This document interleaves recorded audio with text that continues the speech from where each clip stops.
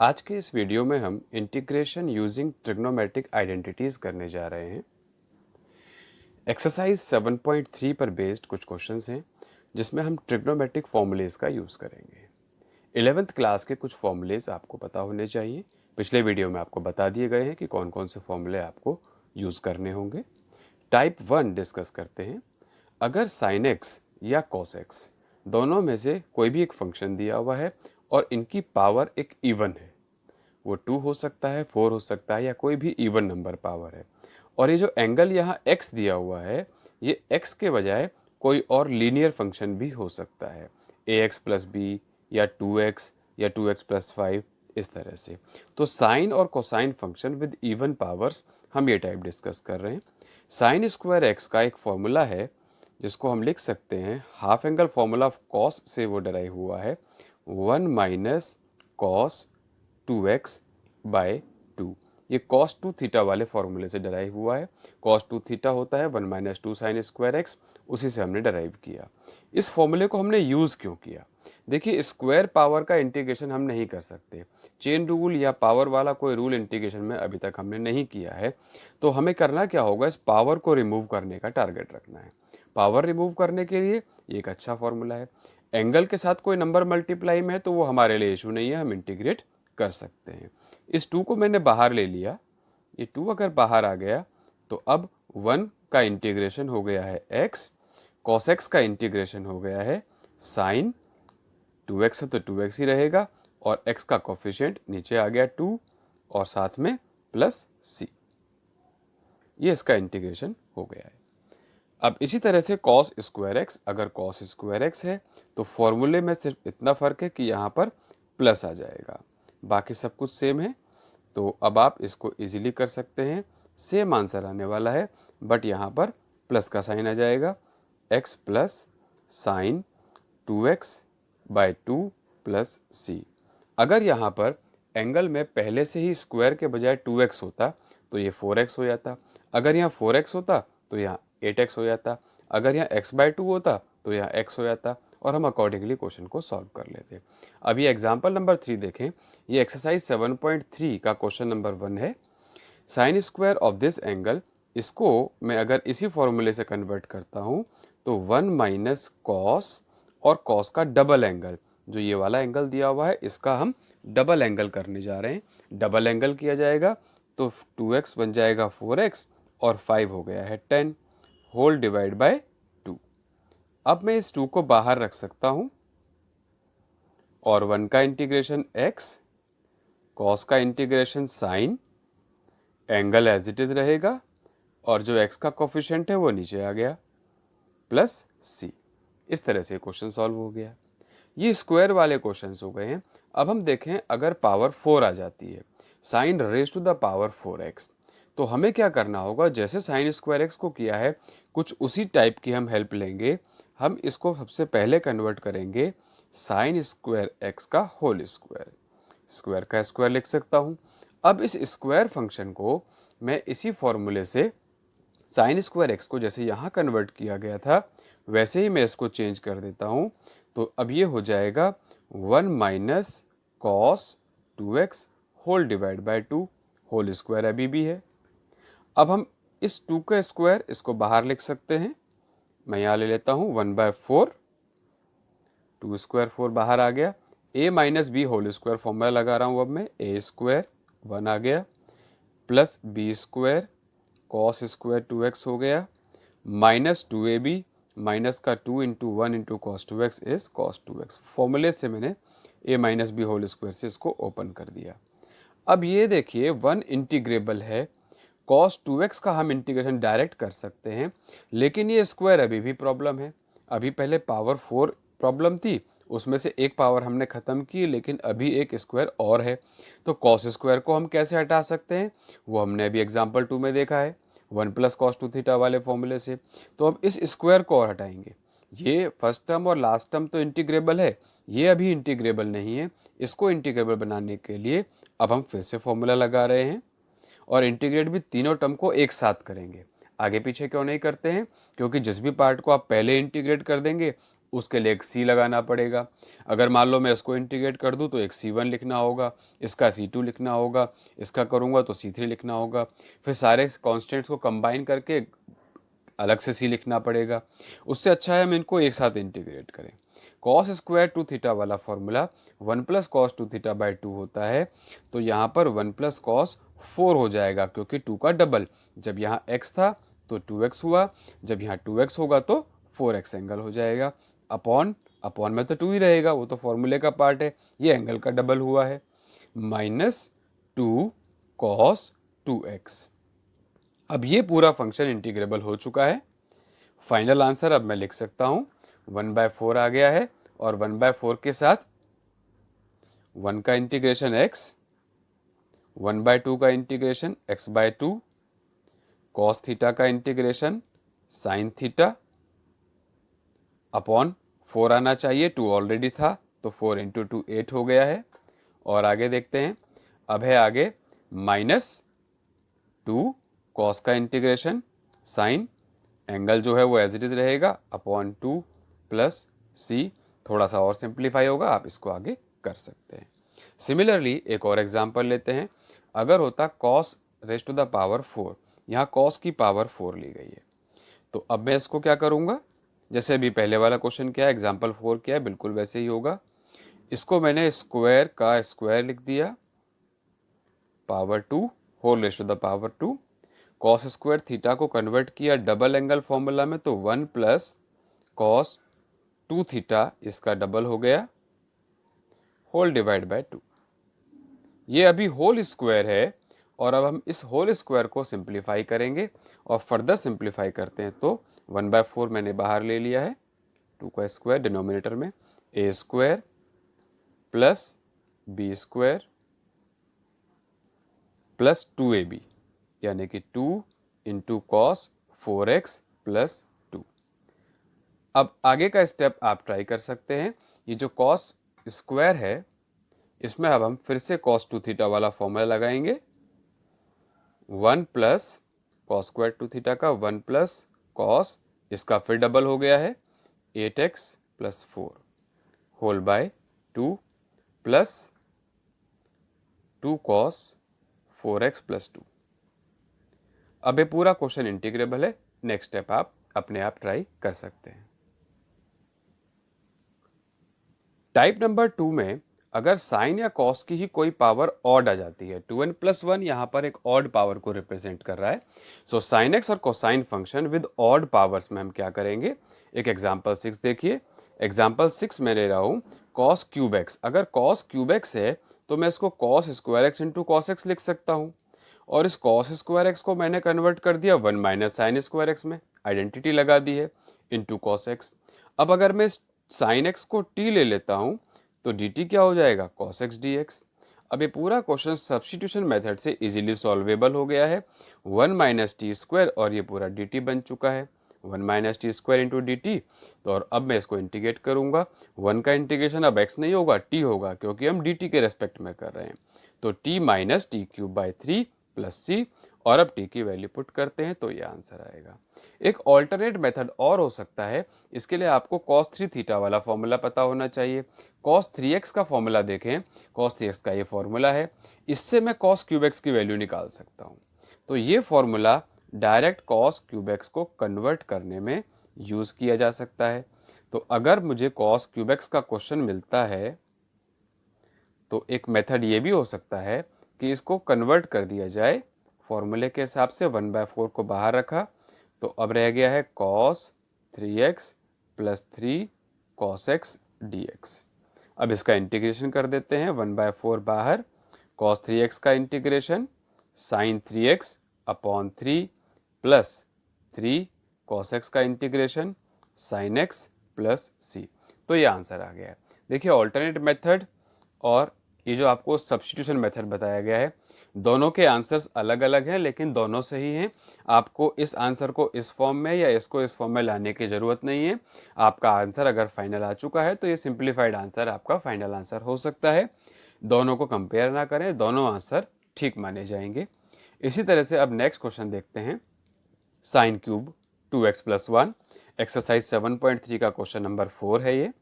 Sine cube के लिए भी हम इसी तरीके से जो अभी आपको बताया गया था इसको स्प्लिट कर देते हैं।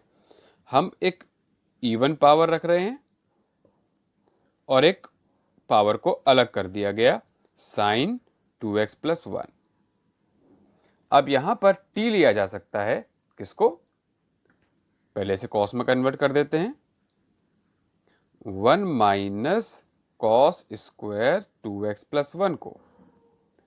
अब हम देखें तो अगर मैं ले लेता हूं cos 2x + 1 को t, if t is taken as cos of 2x + 1, तो dt क्या हो जाएगा? cos का इंटीग्रेशन डेरिवेटिव, dt होगा माइनस का साइन 2x + 1 इंटू dx, और चेन रूल से x का कोफिशिएंट 2 मल्टीप्लाई में आएगा, डेरिवेटिव में कोफिशिएंट मल्टीप्लाई में आया करता है और इंटीग्रेशन में डिवाइड में आता है। अब यहां देखें तो साइन 2x + 1 dx है, -2 नहीं है, -2 से हम मल्टीप्लाई डिवाइड कर सकते हैं।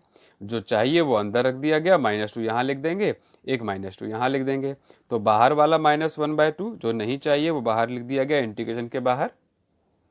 बाकी रह गया 1 - t² इंटू dt, और अब हम इसको आगे इंटीग्रेट कर सकते हैं। 1 का इंटीग्रल क्या होगा? t, और t का इंटीग्रेशन t³ प्लस c, और t की वैल्यू पुट कर देंगे cos 2x + 1। एक ऑल्टरनेट मेथड यहाँ भी हो सकता है, साइन 3x वाले फॉर्मूले से। साइन 3x वाले फॉर्मूले से साइन क्यूब x की वैल्यू ये आती है, तो अगर मैं इसको डायरेक्ट कन्वर्ट करता हूँ तो ये क्या हो जाएगा? 1/4 बाहर रखा गया, मैं ये वाला क्वेश्चन करा रहा हूँ, ये हो गया 3 साइन x, यानी कि जो एंगल था वो एज इट इज रहेगा, माइनस साइन 3x, मतलब ट्रिपल ऑफ दैट एंगल, इस एंगल का थ्राइस कर दिया गया, तो ये हो गया है 6x + 3। अब ये डायरेक्ट इंटीग्रेबल हो गया है, 1/4 बाहर, साइन का इंटीग्रेशन होता है माइनस कॉस, तो -3 cos 2x + 1 whole by coefficient of x, minus minus plus हो गया क्योंकि साइन का इंटीग्रेशन माइनस कॉस होता है, cos 6x + 3 whole upon 6 plus c, ये आंसर आएगा। यहाँ भी आप देख सकते हैं दोनों आंसर्स आपके मैच नहीं होंगे, लेकिन दोनों आंसर ठीक माने जाएंगे। तो अभी हो सकता है आपको ये फॉर्मूला इजी लग रहा हो, लेकिन जब हायर पावर्स आती है, मान लीजिए यहाँ पर साइन की पावर 5 होता, 9 होता, 7 होता, तो उस केस में हमें सब्स्टिट्यूशन मेथड ज़्यादा इजी लगता। एग्जाम्पल के लिए ये देखिए cos 5x, अब cos raised to 5x है, तो इसको मैं cos 5x का 5x वाला तो कोई फॉर्मूला है नहीं, sin 3x में तो दो मेथड थे, यहाँ मुझे सब्स्टिट्यूशन की हेल्प ही लेनी होगी। सब्स्टिट्यूशन में क्या कर सकते हैं, एक cos को अलग कर दीजिए और एक इवन पावर अलग बना दिया। अब हम क्या कर सकते हैं, अब इस cos² x को मैं लिख सकता हूं cos² x का होल स्क्वायर,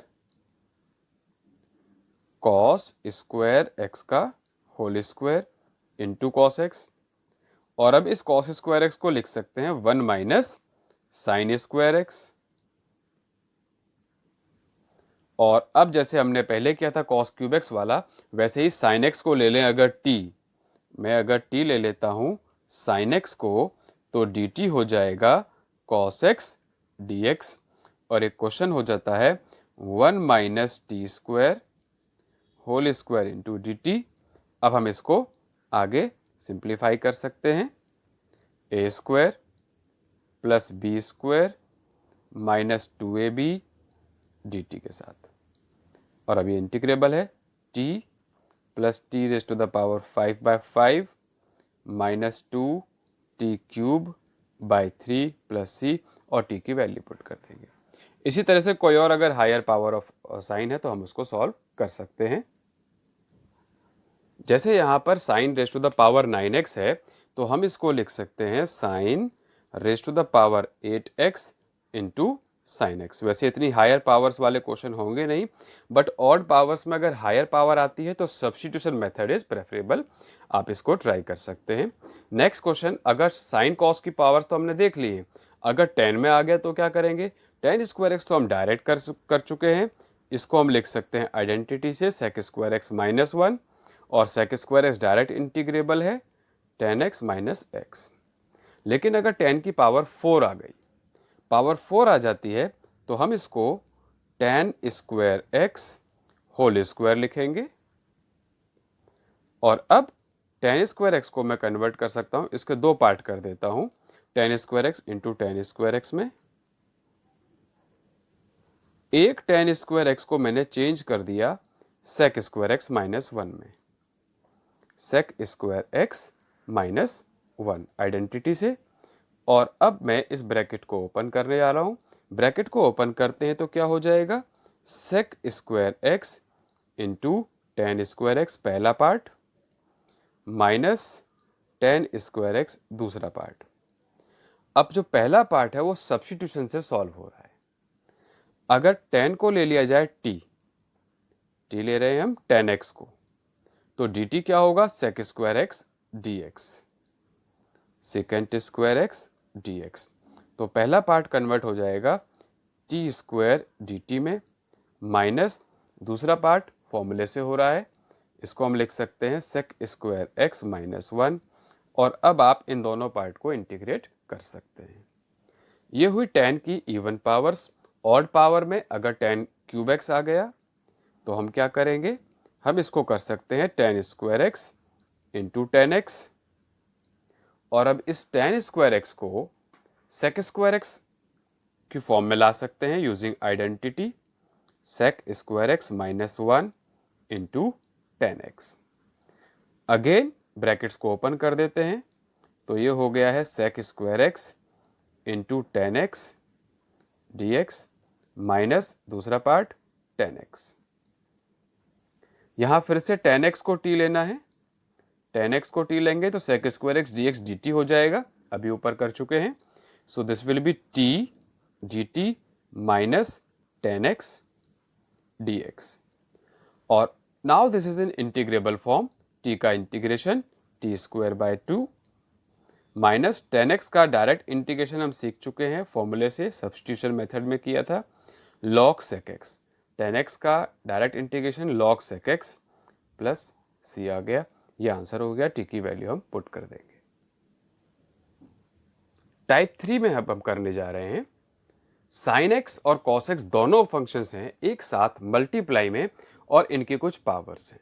यहां कुछ हिंट्स दिए गए हैं सब्स्टिट्यूशन के लिए। अगर मान लीजिए n यानी कि साइन की पावर ऑड है और cos की पावर इवन है तो t लेना चाहिए cos x को।